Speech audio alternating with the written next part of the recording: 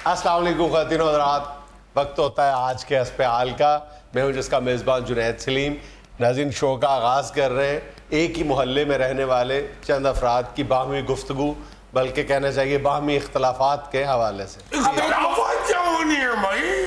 कोई सुनेगा तो इख्तलाफ पैदा होगा ना। जब कोई सुनता ही नहीं है गरीब आदमी की, तो फिर इख्तलाफ काहे का? तो ये मोहल्ला मोहल्ला नहीं रहा। हर आदमी ने तो अपने घर के पास एक पर्दा लगाया हुआ है। अब वो कौन सा मोहल्ला रह गया?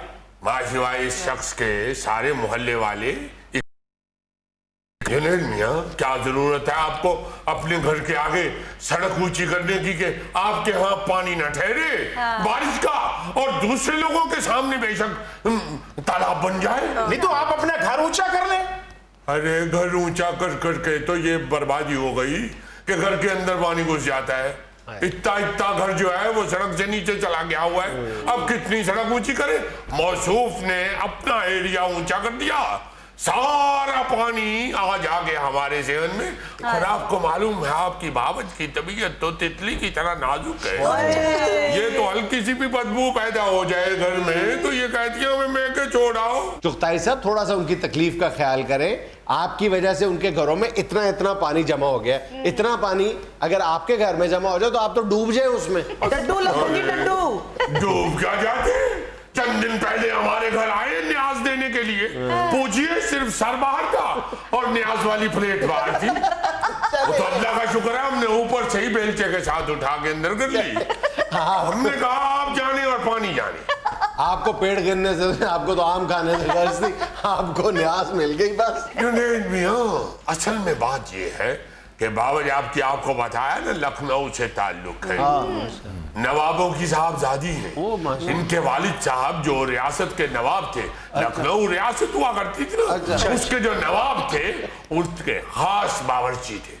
और यकीन जानिए पूरी रियासत जानती थी कि सिर्फ इनके वालिद साहब को नवाब साहब की ख्वाबगाह में जाने की इजाजत थी। चाय पकड़ाने के लिए सिर्फ वो जाया करते थे। लतीफी साहब, वैसे माफी चाहता हूँ, बाजी के नैन नक्श तो नहीं है नवाबों वाले। इतना अजीब लगता होगा, लखनऊ के नवाब की बेटी बारिश में तैर रही है। एक तरफ लखनऊ के नवाब की बेटी, दूसरी तरफ लकड़ी की डोई तैर रही है।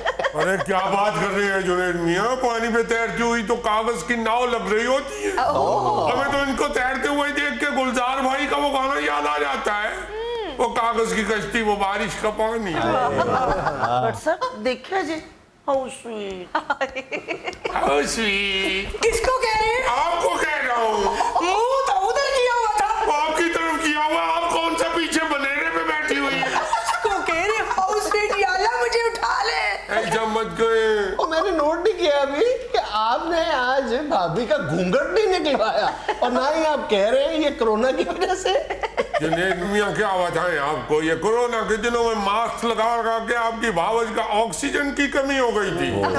डॉक्टर साहब ने मशवरा दिया कि आइंदा इनको थोड़ा घूंघट के लिए सख्ती ना कीजिए, क्योंकि सांस लेने दीजिए और लंबे लंबे सांस लेने दीजिए, मास्क भी मत लगवाइए, ऑक्सीजन पूरी होने दीजिए इनकी। इसलिए, वरना आपको तो मालूम है कि हम मशरकी पर्दादार लोग हैं। जुनैद मियां, इन्हीं की मोहब्बत की वजह से तो हमारी सांसें चल रही हैं, वरना मोहल्ले में तो कोई मुंह नहीं लगाता गरीब आदमी को। ये जो बैठा हुआ आपके सामने बाबर मियां, पूछिए, कई सालों से इसकी दुकान से हम सौदा लेने वाले लोग हैं। अच्छा। और हमने कहा कि भाई शहर में पानी भर गया है, खुदा के लिए उधर से डब्बा पकड़ के पानी निकलवा दो। कहने लगा भाई वो जाने या तुम जानो, उसने थोड़ा ऊंचा किया, आपके घर में पानी गया, हमारा क्या कसूर है? साफ मुकर गए। तो लतीफी साहब, मैं की करा? वो पानी की वजह तो मेरे दुकान पे गाहक नहीं आउंडे, ਤੁਹਾਨੂੰ अपनी पई।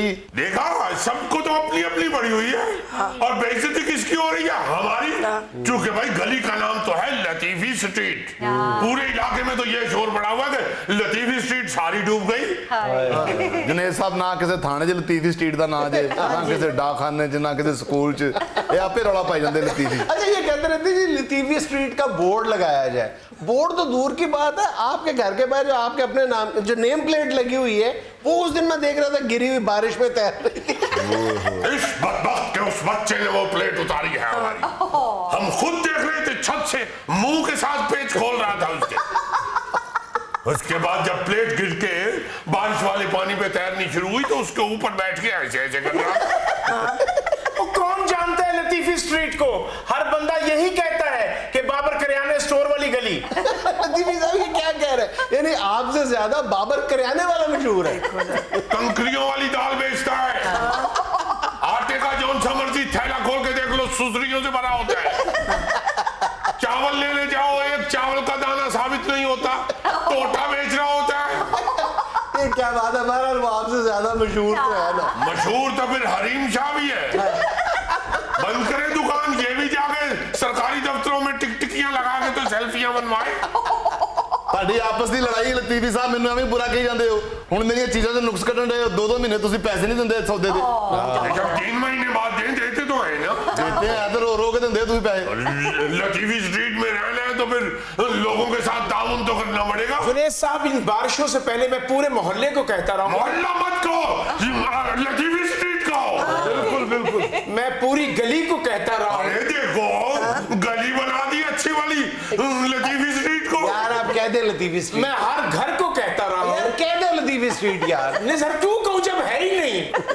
और तेरी जुबान पे छाले निकले ना, कहंदा क्यों नहीं? नहीं, अभी तक तो छाले नहीं निकले, शायद आप कह दो तो निकल आए। जुनैद साहब, मैंने इन सब से कहा कि भाई पैसे मिला लो, हम गली ऊंची कर लेते हैं, लेकिन ये वाहिद आदमी लतीफी साहब थे जिन्होंने कहा जी कि हम तो पैसे नहीं देते। तो जाहिर सी बात है, फिर मैंने अपना ही थड़ा ऊंचा करवाना था ना। तू थड़ा ऊंचा क्यों कीता? तू अमरूद लाने सी। आप बट को बोला ना समझिए, बहुत अकलमंद आदमी है, बिल्कुल ठीक कह रहा है। तुमने क्यों थड़ा ऊंचा करवा लिया? तुमने अमरूद लगानी थी, वो भी कीड़ियों वाले। लतीफी, तमीज से बात करो, मैं तुम्हें बता दूं। अबू नहीं, आपका गुस्सा आतिश फिशां बन जाता है। पहले भी हम दुश्मनी की वजह से गांव छोड़ के शहर आए हैं। इसकी क्या किसी भेड़ू से दुश्मनी थी? चुगताई पिंड किसे छतरे लड़ पिया सा। अच्छा वैसे बाबर भाई, इस तरह के जो तनाज़ात है ना मोहल्ले में, वो सबसे ज्यादा अच्छी पोजीशन में अगर कोई उनको रिजॉल्व करने में है ना, तो वो आप हो। आप एक सोशल फिगर हो मोहल्ले में, आप ये मामला तय करवा सकते हैं। बाबर मियां कहा तय करवाएंगे इनसे, तो जो कोई ज्यादा सौदा ले ये उसकी तरफ हो जाते हैं। ये तो बात ये चुगताई के हवाले से कई दफा इन्होंने डंडी मारी है, कई दफा चुगताई की ज्यादती पे ये खामोश रहे। हम कह देंगे मुंह पे, वो बैठे हुए पूछ लीजिए। गलत बात है लतीफी साहब, मैंने कभी डंडी नहीं मारी।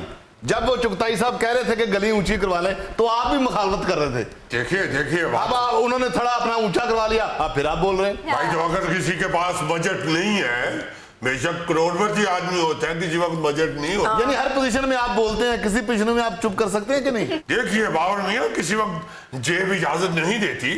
भाई पिछले दिनों आपको मालूम है, लॉकडाउन की वजह से कारोबारी हालात जरा डाउन हुए थे, वरना ऐसी कोई बात नहीं, बजट इतना तो हमारे पास होता ही है। नवाबों के दामाद हैं हम, कोई रहे सहे लोग तो नहीं है। और क्या? चाचू नवाब थे, अब नहीं है। बाबा नवाबों के खानसामों के दामाद है, यानी जो नवाबों को भी खिलाते थे। और क्या, आज भी अल्लाह के फजल से लखनऊ में तुम्हारी चच्ची के भतीजे की सबसे ज्यादा हलीम बिकती है। बस लोग उंगलियों से चाट रहे होती है। अच्छा चलिए, अब लड़ना बस करें, ये बताएं कि इसका हल क्या है? हल तो एक ही है, क्योंकि मौसूफ ने थड़ा ऊंचा करवाया और हमारे शहर में पानी आया है। अब यही वहां पे मोटर लगवाएं, किराए की लाएं बेशक, मोटर लगवाएं और हमारे शहर में से पानी निकलवाएं। अरे कर दें, आपको अल्लाह ने इतना दिया हुआ है, छोटा सा काम कर दें यार। जो यूं ना कहो, अल्लाह ताला ने हमें बहुत दिया हुआ है, मगर चूंकि ये पानी हमारे शहर में इन्हीं की वजह से आया है, इसलिए इन्हीं को निकलवाना चाहिए। हम भी किसी से कम नहीं है। आपकी चच्ची सारे मोहल्ले की लड़कियों की मुफ्त जुए निकालती है, हालांकि लखनऊ में कारोबारी तकाजे पूरे करके फिर लड़की को नीचे बिठाती है। कहने लगे हालांकि 10 जुओं पे 100 रुपया चार्ज कर सकती है। ठीक है जुनैद साहब, हम तो शुरू से गरीबों की मदद कर रहे हैं। अरे गरीब किसे कह रहे हो? कौन गरीब है? मैं कह रहा हूं, और किसे कह रहा हूं? मैं गरीब मुझे कह रहे हैं वो। तू कहां से गरीब हो गया? हम तुमसे उधार लेती है, हमें कहा है उसने गरीब। ओ भाई मैनू क्या गरीब? लो, तुम्हें कहां से कह दिया गरीब? तुम लगते हो गरीब? अल्लाह के फजल से हमें कहा इसने गरीब। नहीं ये साहब आपको नहीं कहा, आपकी तो पर्सनैलिटी, आप तो लगते ही नहीं है गरीब। अल्लाह के फजल से, अल्लाह के फजल से किसी से कम नहीं है। आपको क्या बताएं, लखनऊ में इनके दादा टम्बर मर्चेंट थे, बहुत बड़े, बदलबे सड़क कारोबार था उनका। वो कौन सा? मसवाके बेचते थे। भाईजान आप सारे ही साहिब सरवत लोग हैं, एक सोल्यूशन है आसान सा। देखें, आप सब मिलके अपनी गली का सीवरेज सिस्टम यानी निकासी आपका कोई निजाम वजह कर लें, मामूली से पैसे सारे कंट्रीब्यूट करें, पैसे डाल लें आपस में। असां ही पैसे डालने सी ते तुसी सिर्फ साडी लड़ाई सुननी सी, तुसी कोई कंट्रीब्यूशन नहीं कर रहे। हमें लेना एक छोटा सा वक्फा, हमारे साथ रहिएगा।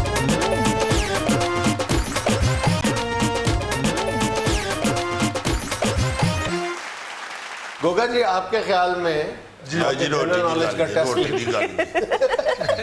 किसकी बात है? रोटी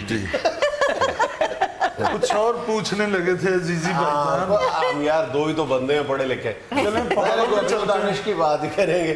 तो भाई जी हमें लाफ्टर के चक्कर में अपनी डिग्रियां भी मशकूक ना करो। तो जी आप बताएं, आपके जनरल नॉलेज का टेस्ट लेते हैं। दुनिया भर में जाहिर है दुनिया के कमोबेश हर मुल्क में रेलवे का नेटवर्क मौजूद है जी। दुनिया में सब पुराना रेलवे नेटवर्क किस मुल्क में सबसे ज्यादा पुराना?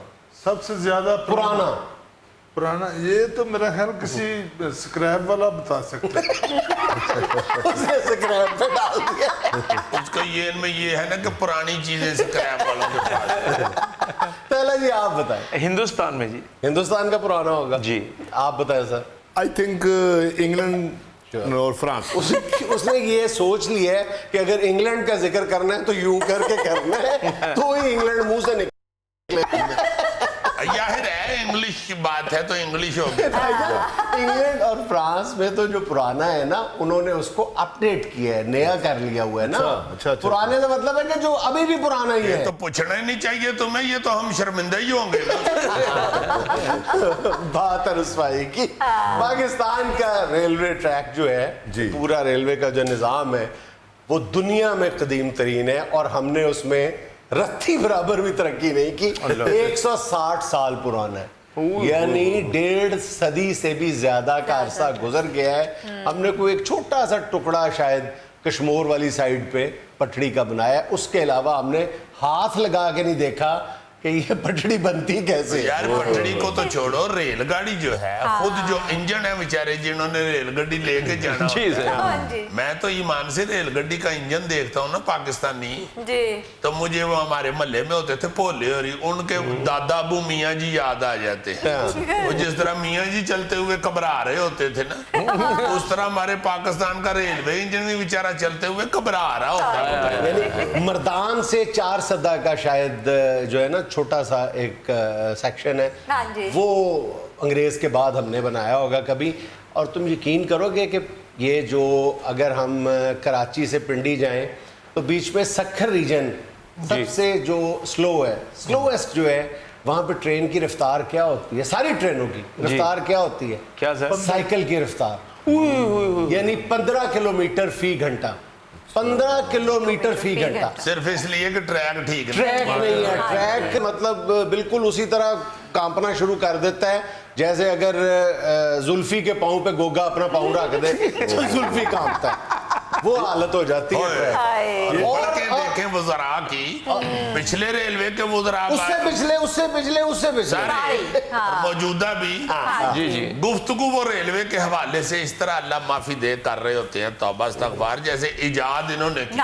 और दावा ये करते हैं कि जी पहले तो बेड़ा गर्क कर गए, हमने इसको प्रॉफिट में ले आए, हमने इसको ये कर दिया, हमने वो कर दिया। अच्छा, अब तुम ये सुनकर मजीद हैरान हो जाओगे सर, वैसे ये हमारे यहाँ ये ट्रैक जो है रेलवे ट्रैक है कितना लंबा है? ये तकरीबन 1866 किलोमीटर लंबा है। और ये जो मैं बता रहा हूँ ना कि जो सखर रीजन है वहाँ पे 15 किलोमीटर फी घंटा।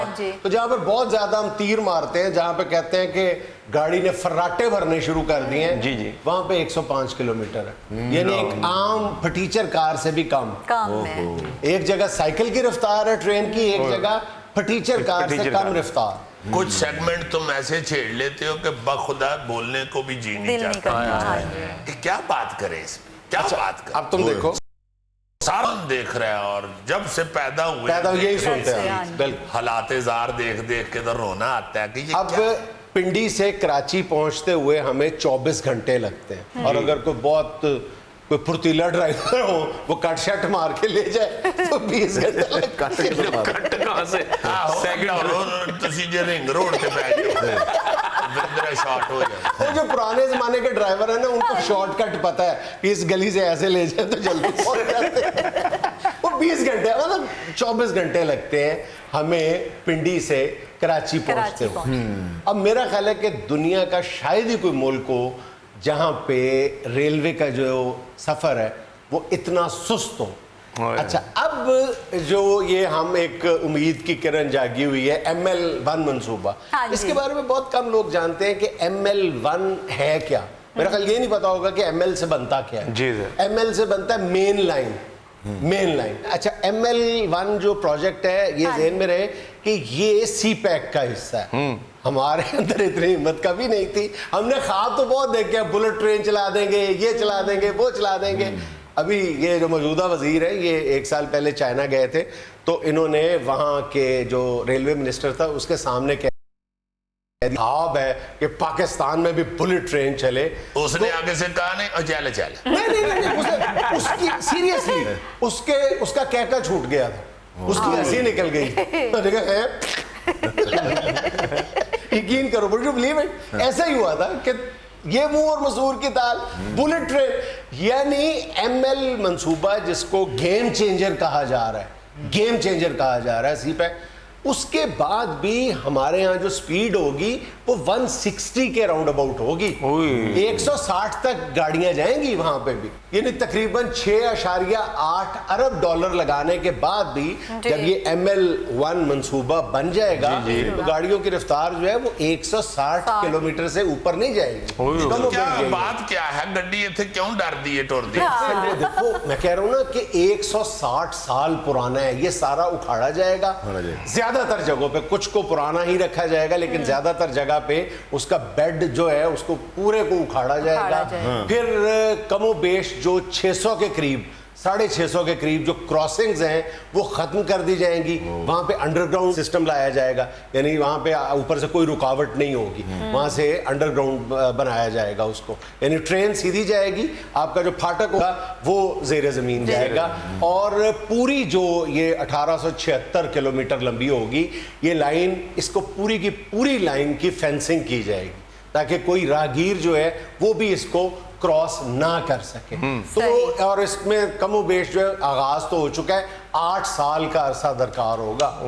और फिर जो गेम चेंजर जिसके लिए कहा जा रहा है वो इसकी रफ्तार से ज्यादा ये होगा कि ये जो रेलवे लाइन है ये चीन के साथ भी मिलाएगी हमें, और फिर अफगानिस्तान और फिर सेंट्रल एशियन स्टेट, और अगर ईरान इसका हिस्सा बनता है तो फिर ईरान के साथ भी मिलाया जाएगा। तो इसलिए जो इसका नेटवर्क होगा वो गेम चेंजर बनेगा। और अभी स्टार्ट हुए, 8 साल का इंतजार करना पड़ेगा हमें ये इस ख्वाब की तकमील के लिए। वो ख्वाब बुलेट ट्रेन तो पता नहीं कब बनेगी। यानी अंदाजा करो कि हम आज तक क्या करते आए हैं कि मेरा ख्याल है कि आधे से ज्यादा जो यूरोप है ना, अगर आप कम्युनिस्ट यूरोप को छोड़ दे तो वहां पे औसत जो स्पीड है ट्रेनों की वो 300-400 किलोमीटर फी घंटा है। और वो ख्वाब जो वो बल्कि अमल जिसका आगाज हमने आज किया उन्होंने आज से 60 साल पहले कर दिया। जी हाँ, अब तो जो ट्रेन है कई जगहों पे जहाज से ज्यादा महंगी है। इतना उसका अच्छा सफर है, इतना सुकून वाला सफर है, और इतना वो रेलवे ट्रेन में फैसिलिटेट करते हैं लोगों को कि लोग जहाज की बजाय ट्रेन में बैठने में फख्र फील करते हैं। देखो ना, कराची से लाहौर का जो सफर है ये है 24 घंटे का सफर है। एक अंदाजे के मुताबिक वो 10 घंटे का रह जाएगा। ठीक है, हाँ जाहिर है कि क्रॉसिंग्स कम आएंगी, रफ्तार में बहुत ज्यादा फर्क नहीं पड़ेगा लेकिन रुकावटें खत्म हो जाएंगी दरमियान में से। और फिर अभी एक अंदाजे के मुताबिक इतनी गई गुजरी रेलवे में भी 7 करोड़ से ज्यादा मुसाफिर सफर करते हैं सालाना, 7 करोड़ से। और ये जो तादाद है ये दुगनी हो जाएगी, 14-15 करोड़ तक चली जाएगी ML1 मंसूबे की तकमील के बाद। फिर सबसे बड़ा इनकलाब ये आएगा, इस वक्त पता है हमारे यहाँ ये जो माल गाड़ियाँ हैं, ये हमारा जो टोटल माल कराची से आता है उसका कितने फीसद हिस्सा जो है वो इन रेलगाड़ियों के जरिए आता है आपके ख्याल जी में? पता नहीं सर अंदाजा बिल्कुल एक रफ आइडिया कितने फीसद? 50% मेरे ख्याल से 50% आता होगा। नहीं कितना आता? 5%। हाँ बहुत 5% आता है, 5%। ये जो 5% है ये इंशाल्लाह फिर कम से कम जो है 30 से 35% हो जाएगा। उसका एक अल्टीमेट फायदा ये होगा कि आपकी सड़कें जो बर्बाद हो रही हैं, आप लोहे की भी सड़कें बना लें, या वो ट्रॉलर ऊपर इतना वजनी चलता है वो 2 साल के अंदर अंदर सड़क का बेड़ा गर्क कर देता है। जी जी जी जी हमने बचपन में देखा हुआ है, ये कारें शारें मोटर कारें हैं, ये वो सीमेंट, ये जो है खाद, हाँ जी। ये हर चीज रेलवे की मालगाड़ियों में लेके आई जाती थी, हाँ जी। मुख्तलिफ शहरों में पहुंचती थी। अब तो नजर ही नहीं आती मालगाड़ी। अब तो कभी कहीं मालगाड़ी नजर आ जाए तो उसके किसी इक्का दुक्का डब्बे में से गाय भैंस बेचारी इस तरह बाहर देखती हुई नजर आती है जैसे गोगे की मेकअप आर्टिस्ट इमरान विग उतारे तो ये उसे देखता है। यानी अफसोस का मकाम ये है कि शायद अब हमारे आंसू भी खुश्क हो गए, रोना भी नहीं आता। अपनी बदबख्तियों पे रोना भी हमने छोड़ दिया है, रोना आता ही नहीं है। अभी कल की बात है कि लाहौर से खानेवाल तक इलेक्ट्रिक ट्रेन चला करती थी, यानी बिजली की तारें होती थी। आज आपको बिजली की तारें ही नजर नहीं आती, यानी बिजली से चलती नहीं है ट्रेन, बिजली की तारें चोरी हो गई। और वो रेलवे वाले जो हैं वो एक दूसरे पे इल्जाम डाल रहे हैं, फलां दौर में फलां दौर में फलां दौर में ये हुआ है। असल में वो चिड़िया कवे बैठते हैं ना तारों पे तो वो खा गए हैं। सर जी वो बिजली वाला इंजन भी नहीं मिलना। यार जब बिजली नहीं है तो बिजली वाले इंजन में आपने सिंगाड़े लगाने, और अगर बिजली वाला इंजन नहीं है तो तुम मुल्को कौम की खातिर ये खिदमत सर अंजाम दो ना। 6-7 बोगियां तो तुम खींच लोगे सारा दिन बैठे रोटी बिल्कुल उधर सोच तारा देखो तो ही किमें दौड़दा में लेने एक छोटा सा वक्फा, हमारे साथ रहिएगा। आपको लेके जाएं अपने साथ तो एक हफ्ता वहां ठहरने के लिए तैयार हैं आप? बिल्कुल बिल्कुल मैं तो कहता हूँ एक हफ्ता क्या एक महीना उधर रहेंगे जाके। अरे वाह, खड़ा है सड़कों पे। जान इमरान खान साहब स्पोर्ट्समैन आदमी ने।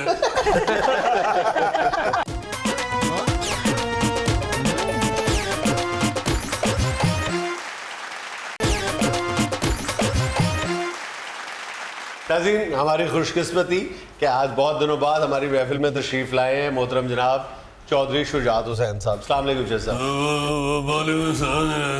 बड़ी मेहरबानी हो गई। मैं एक दिन पहले खुद भी पूछ रहा था सूफी से जी, और मैंने कहा सूफी हसबे हाल में यार चले जरा दिन लगेगा। जैसे वो सूफी का एक दिन फोन आया था कि हमारे घर कड़ी पकेगी तो उस दिन हम आपके लिए लेके भी आएंगे कड़ी, तो लाए साथ आप कड़ी? कम करो सूफी सूफी तो सस्तियां डिशां ही दस दे। हमेशा तुहानू वो डिश दसनी है जिहड़ी ज़्यादा से ज़्यादा 17 रुपये च बन जाती है। एक दफा जुनैद साहब अमेरिकन एम्बेसडर आना था तो सूफी कहता है चौधरी साहब अरबी के पत्ते ना पका लीजिए। मैं क्या अंग्रेज आदमी अमेरिकन बंदा उसे क्या पता अरबी क्या होती है, तो को पत्ते पकाने कहता चलो कोई गल नहीं फिर को अरबी एम्बेसडर आएगा तो अरबी के पत्ते पका। अच्छा साहब, मौजू की तरफ आते हैं। जो इस हफ्ते सबसे बड़ी खबर है आपके वाले से वो ये है कि नैब बदस्तूर आपके पीछे आपके असासों की छानबीन कर रही है। देखें साहब सियासत एक तरफ मगर हक सच जो है उसको भी मद्देनजर रखना चाहिए। अल्लाह के फजल से ये जो जितने भी लोग केसेस बताते हैं ना जी हमारे मतलब जी वो वैसे ही केस है ही नहीं, फोके केस है वो सिर्फ वो सियासी वजूहत है वो केस बनाने के अंदर, और कुछ भी नहीं है। वो पहले भी उनकी इन्वेस्टिगेशन हो चुकी है अल्लाह की वजह से, उसमें से कुछ भी नहीं निकला। और अभी ये लोग करके देख लें, कोई ऐसी बात नहीं, हम डरने वाले नहीं हैं, हम डट के खड़े होने वाले हैं। जुनैद साहब हमने सिर्फ आवाम की खिदमत की हुई है, हमें अल्लाह पाक ने बहुत दिया, हमें क्या जरूरत है इस तरह की फजूल हरकतें करने की। असल में जुनैद साहब ये नैब वालों को तकलीफ ये है कि पिछले दिनों हमें PTI के भी और नून लीग के भी बहुत बहुत बड़े लीडर आके मिले हैं हमें। तो इस वजह से ये टेंशन में बना नहीं जा रहे हैं। अच्छा जोसेफ, वैसे मेरी इत्तला ये है कि जो बड़े बड़े लीडर्स आपको मिले हैं 18 के लगभग, जी। वो सारे काउंसलर लेवल के सियासत। काउंसलर को बड़ा लीडर ना समझना तकबर की निशानी है। और ये इस तरह की बात ना करें, अल्लाह से डरना चाहिए। काउंसलर भी जो है वो भी अपने इलाके का एक बड़ा मौजूद और लीडर होता है। तो मैं समझता हूँ कि आगे अगर बल्दिया का इलेक्शन आने वाला बल्दिया थी तो उसमें काउंसलर नहीं बड़ा लीडर होना है। और आपका क्या ख्याल है? उधर आगे तो तैयब उर्दुगान ने इलेक्शन लड़ना था, काउंसलर ने नहीं लड़ने बल्दिया थी इलेक्शन। तो इसलिए जो बड़े को हमारे पार्टी में शामिल कराने के लिए उनके जो पार्टी के लीडरान हैं उन्होंने मुलाकातें की हैं हमारे साथ। अच्छा जोसेफ, आपने ये भी बयान दिया है कि अगर कराची के मसाइल को इमरान खान हल करना चाहते हैं तो वहां जाके एक दिन नहीं बल्कि कम से कम एक हफ्ता गुजारे। तो आप खुद ये काम क्यों नहीं करते? देखें बात ये, हम तो हाजिर हैं, हर वक्त हाजिर हैं, मगर ये इस वक्त वज़ीर आज़म इमरान खान साहब है। जी जी। अब मुझे अगर आपने कराची भेजना तो वज़ीर आज़म मुझे बना दे, मैं चला जाता। अगर इमरान खान साहब आपको लेके जाएं अपने साथ तो एक हफ्ता वहां ठहरने के लिए तैयार हैं आप? बिल्कुल बिल्कुल। मैं तो कहता हूँ एक हफ्ता क्या, एक महीना उधर रहेंगे जाके। अरे पानी वाह। खड़ा है सड़कों पे। जान इमरान खान साहब स्पोर्ट्समैन आदमी ने पानी की कहते उन्होंने की पानी कहते जॉगर बाण होते उत्ते बाण होगी ट्रैक सूट जेड़ा होंदा है। तो जोसेफ, आप नहीं उनके साथ पानी में उतरेंगे? जैसा मैं तो पीछे खुशकी से ही उतर गई। कराची पानी वाले इलाके में इमरान खान साहब को जाना चाहिए जरूर। देखें जनाब साहब, जो असल लीडर होते हैं ना, नेशनल लेवल का लीडर, उसको मुल्क के हर कोने की फिक्र होनी चाहिए। ये अब ये सिर्फ लाहौर की लड़ाइयाँ ले गई ना, बैठे रहे। आपको चाहिए कि आप कोयटे का ख्याल करें, बलोचिस्तान का ख्याल करें, सिंध का ख्याल करें, कराची का ख्याल करें। आपको चाहिए कि पूरी कौम के ख्याल आपके दिन में होना चाहिए। बहुत अच्छी। आपको कराची में जो सूरत हाल है उससे आप माशाल्लाह बाखबर हैं सारे लोग। तो मैं समझता हूँ कि फौरी तौर पे इनको उधर जाना चाहिए और जाके मसाइल हल करने चाहिए कराची वालों के। अच्छा जोसेफ, वो वजारत आला वाला मामला कहाँ तक पहुँचा है? डिसाइड हमने ये किया है कि जो है मिल चुका उसे याद रख, जो नहीं मिला उसे भूल जा। वाह वाह वाह। चौधरी साहब, इस हवाले से उस्मान बज़ार साहब और परवेज लाई साहब की मुलाकात हुई है, उसमें क्या खिचड़ी पकी है? वैसे ताने मुंह तो खिचड़ी अच्छी नहीं लगी। खाली चौल कर लो। मैं माफी चाहता हूँ। नहीं लगे। माशाल्लाह हीरो आदमी हो, खिचड़ी बीमार बंदे पकाते हैं। देखें अपना गौरी साहब, जी जी जी जी। हम तो बिल्कुल ओपन और खुली सियासत करते हैं। हाँ जी सन पर। हम छुप के खिचड़ियाँ पकाने वाले लोग नहीं हैं। हमने जो बात करनी है, जो डिसाइड होना है, जो हमारे मुताबिक होते हैं वो सब के सामने होते हैं और खुले होते हैं। हमने कभी को बात नहीं छुपाई। जी। खिचड़ी क्या पकड़ी है, हमने आवाम की खिदमत के लिए को बात करनी होती है। जी जी। अच्छा जोसेफ, मैंने कहीं पढ़ा है कि काफ लीग अपना एक मुल्कगीर कन्वेंशन करवाने पे भी गौर कर रही है। तो इतने लाखों लोग जो हैं वो कहाँ पे आप इकट्ठे करेंगे? ऐसा बात ये है कि दिल बड़े होने चाहिए। वाह। जगह जगह खुद ही पूरी हो जाती है। आजकल सोशल डिस्टेंस का भी सियापा है। सोशल डिस्टेंसिंग का वो अलहमरा का 3 नंबर हल करा लेंगे। चौधरी साहब, वो तो सिर्फ 150 सीट का हाल है। तेरे को किसी ने सीटा ना पूछे, उन्होंने जगह पूछी, मैं 10 दी तो चुप कर जाओ। जहालत की वजह से तेरा कद नहीं बढ़ा। नाज़रीन, यहाँ में लेना एक छोटा सा वक्फा, हमारे साथ रहिएगा। मेरा ख्याल इसने दुम की इंश्योरेंस भी कराई होगी, क्योंकि दुम इसकी कट गई तो टके भी नहीं रहनी।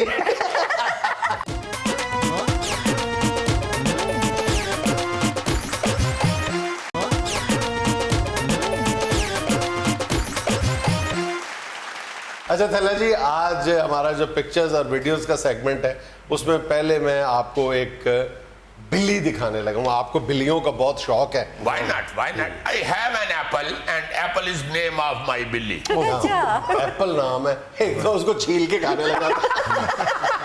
यानी एक फजूल सा लाफ्टर लेने के लिए फाड़ के मेरी बिल्ली छिल छिल। यार इंतहाई खूबसूरत बिल्ली है और इसका नाम Guinness book of world record में है। जी 17.5 इंच लंबी इसकी दुम है। वाह जी। अरे वाह, क्या बात। हाय हाय हाय, ये तो लगता है इसने दुम के ऊपर एक्सटेंशन लगवाई हुई है। टेंशन लगी हुई है। अजीजी एक्सटेंशन वही होती ना जो वाला नु नेफा पा के लंबा कर देता वाला। जी जी जी जी, वो देखो तो सही ना, कितनी प्यारी दुम है। हाँ जी। वो जो हमारे जीजा जी है ना इस बिल्ली के खावंद, वो इसको अक्सर कहते हैं कि मैं तुम्हारी दुम पे रह गया था। वो बिल्ला इस बिल्ली को कहता है आपकी दुम देखिए, इसको जमीन पर मत लगाइएगा, मैली हो जाएगी। हाय हाय हाय, वाकई बिल्ली मीना कुमारी लग रही है। मेरा ख्याल इसने दुम की इंश्योरेंस भी कराई होगी, क्योंकि दुम इसकी कट गई तो टके नहीं रहनी। सही गल है, दुम बहुत ही है तो बिल्ली थोड़ी है। जे ਉਹ ਦੁਮ ਕਿਸੇ ਪਾਕਿਸਤਾਨੀ ਭਰਾ ਨੂੰ ਮਿਲ ਜੇ ਉਹਨੇ ਰਕਸ਼ੇ ਅੱਗੇ ਟੰਗ ਲੈਣੀ। यार ये बिल्ली सब कुछ सुन ले ना, उसने अपनी दुम खोल ली, कहना तुसी रख लो। नहीं वाकई बहुत प्यारी बिल्ली, माशाल्लाह माशाल्लाह। और सबसे खूबसूरत बात ये है कि फोटो खिंचाने वास्ते बकायदा उन्हें क्लोज देता है। जबरदस्त। अच्छा भाई, ये दौरे जदीद के जो मुख्तलिफ शौक हैं ख़ास तौर पे नौजवानों के, तो उसमें एक हेयर कटिंग का क्रेज है लोगों को। बड़े बड़े जो हीरोज हैं उनकी वो तस्वीरें लेके जाते हैं। हाँ जी। मेरी भी कुछ लोग तस्वीरें लेके जाते हैं, नहीं ऐसे बाल बनवाने। जी जी, कईयों के बेचारों के झट भी गए होते हैं। कहते जी फिर इन्हें मैनेज मूनेज करके तो गमला बना दिया। लेकिन कुछ जो हेयर ड्रेसर्स हैं उन्होंने तरह तरह की एल्बम्स रखी होती हैं फलां की तरह, वो जाके बताते हैं फलां की तरह बाल बना दो, फलां की तरह बाल बना दो। हाँ जी। लेकिन बाज जो शौक है उसका अंजाम ऐसा भी होता है। अच्छा, उनसे पूछा भाईजान, जिस दिन घर के काम में कोई कुताही हो जाती है तो भाभी कैसे रिएक्ट करती हैं, कितना गुस्सा आता है? तो इसने जवाब में मुझे एक वीडियो क्लिप भेजा, कहता खुद ही देख लो कि क्या करती है तुम्हारी भाभी। आज का इसमें हाल और आज की छोटी सी बात ये कि जब हम खुद को अच्छी तरह समझ लेते हैं तो दूसरे क्या समझते हैं इससे कोई फर्क नहीं पड़ता। खुश रहें, खुश रखें। आपसे मुलाकात होगी इंशाल्लाह अगले हफ्ते। अल्लाह हाफ़िज़।